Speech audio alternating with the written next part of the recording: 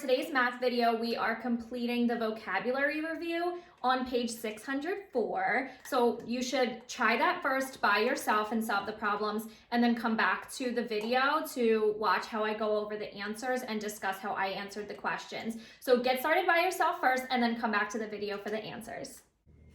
So let's get started with numbers 1 through 5.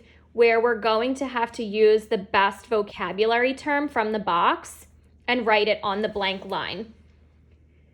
Number 1 says, a dot used to separate dollars from cents or ones from tenths in a number is called blank. So what is that little dot called? Let's say if you had $23.42, what would be separating the dollars from the cents? That would be called the decimal point.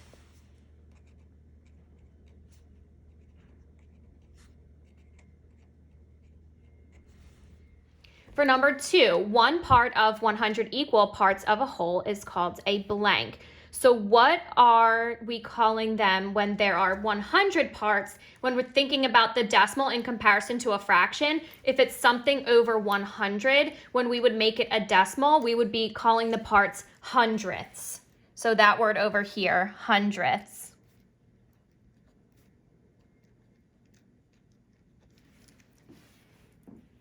For number 3, numbers that name the same amount are, let me go through these terms. Decimal, we use decimal point. The same parts, numbers that name the same parts are equal or equivalent.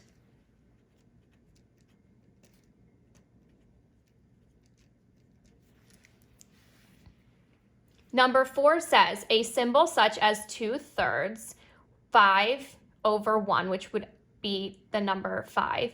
Or 8/5 used to name part of a whole, part of a set, or a location on a number line is called a blank. What do we call those 3 different things? You should know this one by now, fractions.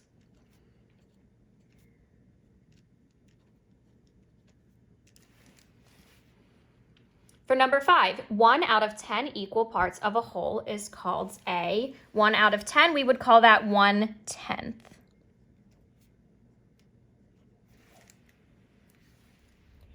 For 6, 7, and 8, we need to give an example and a non-example. And we haven't done too many of these in class.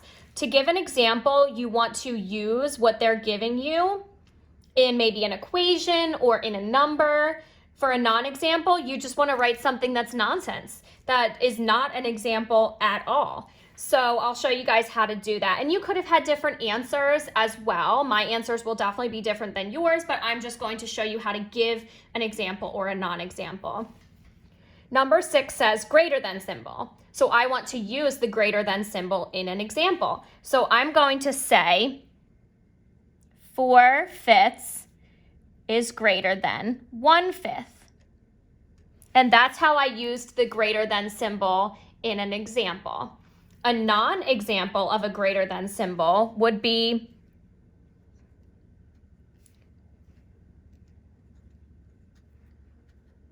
that, $47.02.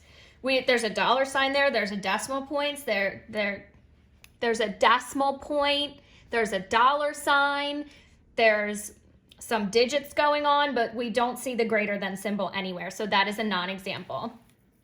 Number 7 says the less than symbol.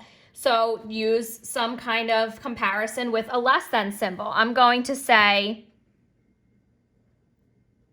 7/100 is less than 7/10. And that is me using the less than symbol. For our non-example, use some other nonsense.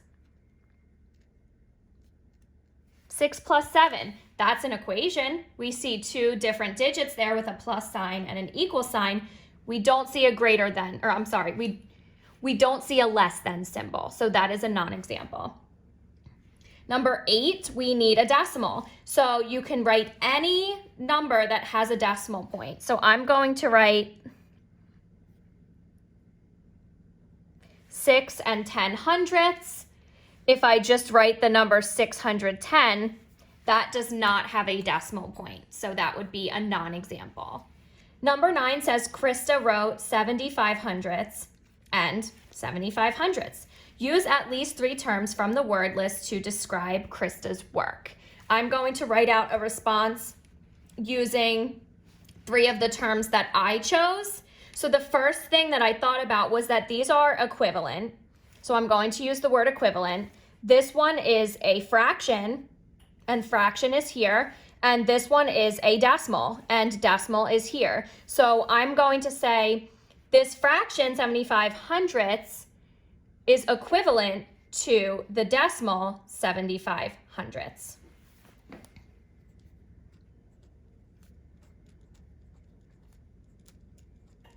And I'm going to underline the words that I use.